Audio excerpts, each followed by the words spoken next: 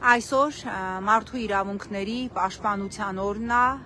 դեկտեմբերի 10-ն է եւ ահա Ազատության հրապարակում իմնիմնիմի խմբագրակազմը կազմակերպել է ակցիա, բողոքի ակցիա ի պաշտպանություն Հայաստանում բոլոր քաղբանտարկյալների եւ նաեւ մեդիա գործիչներ Նարեկ Սամսոնյանի եւ Վազգեն Սաղաթելյանի, որոնք գտնվում են կալանքի մեջ, հիշեցնեմ, ընդամենը մեկ պաշտոնյայի պատասխանելու համար եւ հետույք բառ օգտագործելու համար։ Հիմա ես չեմ ուզում այստեղ թվարկել են բառամթերքը ճոխ իշխանական ներկայացուցիչների, որոնք մշտապես ուրեմն օգտագործել են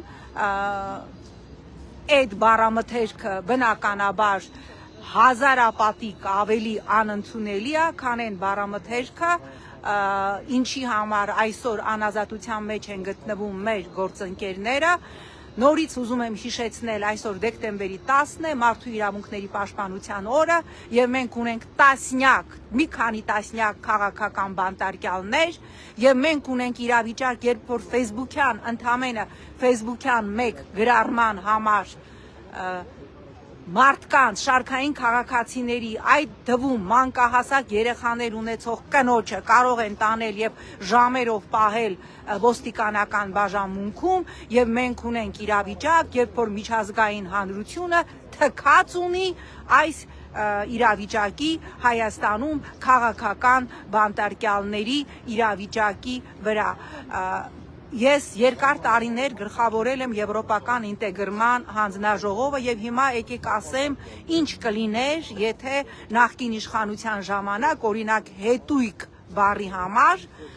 որևէ ընդդիմադիր գործիչ կամ մեդիա գործիչ կալանավորվեր։ Վստահեցնում եմ ձեզ, այստեղ լիժանկան դրած, մենք կտեսնեինք պարկած Հայաստանում հավատարմագրված Եվրոպական միության դեսպաններին, իսկ գլխավոր լիժանկայի վրա պարկած կլիներ Սվիտարսկին, Եվրոպական միության դեսպանը Հայաստանում եւ իր հաջորդ գրքի համար նյութ կնախապատրաստեր։ Մենք ունենք այսօր անազատության մեջ գտնվող 4 սրբազաններ, որոնցից 2-ի առողջական վիճակը իսկապես ծանր է եւ մասնավորապես Միքայել Սրբազանը ունի հրատապ վիրահատության կարիք եւ ես պնդում եմ, որ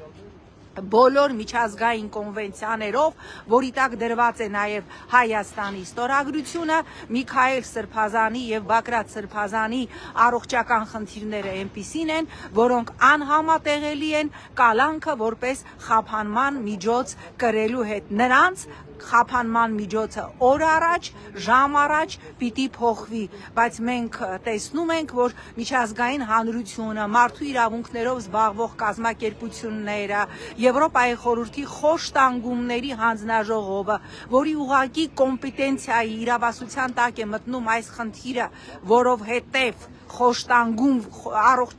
առողջական խնդիրներ ունեցող մարդկանց պահելը կալանքի տակ դա խոշտանգման ձև է, տեսնում ենք նրանց քար լռությունը։ Նորից հիշեցնեմ, որ իմնիմինի խմբագրակազմը ահա այսօր մարդու իրավունքների պաշտպանության օրը Ազատության հրապարակում կազմակերպել է ակցիա ի պաշտպանություն մեդիա գործիչներ Նարեկ Սամսոնյանի, Վազգեն Սաղաթելյանի եւ բոլոր քաղաքական բանտարկյալների, որով այսօր Հայաստանը չակերտավոր կարող է հպարտանալ որոնց առատությամբ։